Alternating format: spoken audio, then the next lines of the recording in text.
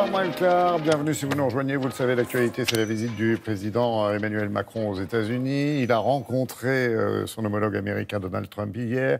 Et il va rencontrer aussi tous les membres de l'Assemblée générale de l'ONU avec lesquels il a quelques sujets de discussion. Et pour nous, l'actu, c'est la visite en France, à Paris, d'une secrétaire de la Maison-Blanche, en fait, qui a pas mal de choses à nous dire, semble-t-il. Oui, tout à fait, mais c'est même mieux qu'une secrétaire, parce que c'est la sténo de la présidence, en tout cas une des sténos. Oui, attention. Elle vient donc d'écrire un livre qui s'intitule « Good Morning, Mr. President ».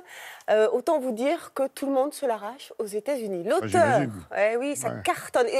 Et pour vous dire, il y a beaucoup de livres qui sont sortis, écrits en tout cas par les collaborateurs d'Obama, mais alors celui-là, il cartonne. L'auteur, donc, c'est Rebecca Dorais-Stein. Elle est rentrée à la Maison-Blanche, elle avait à peine 25 ans. Elle a répondu à une petite annonce et elle s'est retrouvée, donc, sténo de la présidence, une des sténos, pendant 5 ans. Et donc, elle raconte effectivement un peu les coulisses de la Maison-Blanche. Les sténos, en fait, c'est des travailleuses un petit peu dans l'ombre qui vont mettre leur vie de côté, leur vie privée de côté pendant quelques années, parce qu'évidemment, elles vont parcourir le monde et suivre le président partout, comme ça. Et il faut également aussi savoir que la sténographie, en tout cas le métier de sténographe, a été instauré sous la présidence de Ronald Reagan, pour justement, si vous voulez, au cas où des journalistes ne respecteraient pas finalement les discours des présidents, eh bien, les sténographes étaient finalement une preuve. Donc voilà, on a rencontré Rebecca Dorais-Stein puisqu'elle était à Paris. Alors écoutez-la. Joining us right now. Good morning to you. Good morning. Thanks for having me. She's a White House insider with quite a story to tell.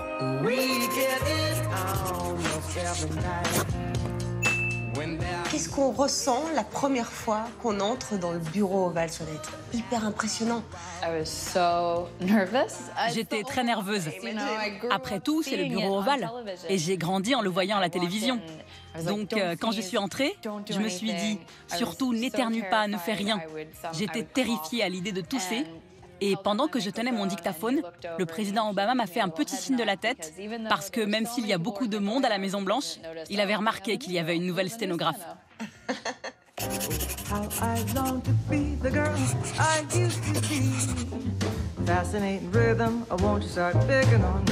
Vous avez donc rencontré Obama dans différents endroits, des endroits en tout cas moins officiels, comme la salle de sport. Oui, c'était la première fois qu'il me parlait. Et ça a été une situation un peu embarrassante, mais c'est aussi un peu toute l'histoire de ma vie.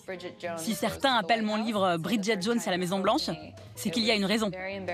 Donc l'anecdote, c'est que j'étais en train de faire mon sport, j'étais en sueur, et j'ai entendu quelqu'un me dire « Oh, je pensais que tu serais plus rapide !» Sur le coup, j'ai cru que c'était un garde du corps.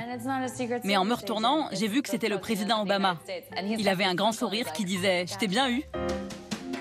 There's no combination of words I could put on the back of a postcard. Mon meilleur souvenir, c'était le jour de mon anniversaire. Je me suis retrouvée dans l'hélicoptère du président, alors que ça n'arrive jamais à une sténographe. Et pendant 25 minutes, on s'est retrouvés en tête-à-tête et il m'a raconté comment, à mon âge, il avait rencontré sa femme, Michelle. C'était un moment vraiment exceptionnel.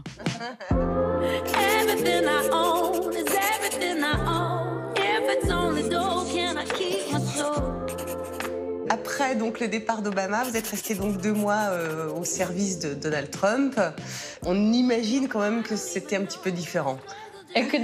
Oui, c'était très différent. Quand je suis revenue à la Maison-Blanche, c'était très bizarre, parce que j'avais toujours été très fière de bosser ici, mais là, d'un coup, je me sentais un peu gênée parce que le président Trump a un comportement très imprévisible. Il a son petit caractère. Je pense qu'il aime bien que son équipe le craigne.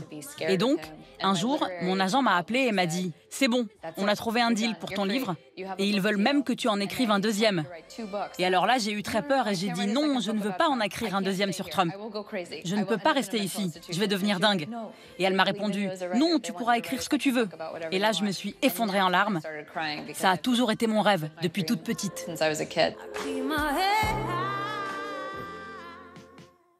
Alors voilà, Good Morning Mr. President, ma folle vie à la Maison-Blanche vient de sortir en France. Les droits ont déjà été achetés pour que ça devienne évidemment un film. On a hâte de le voir, bien évidemment. Un récit plein d'humour et qui se lit comme un roman. C'est aux éditions Nil.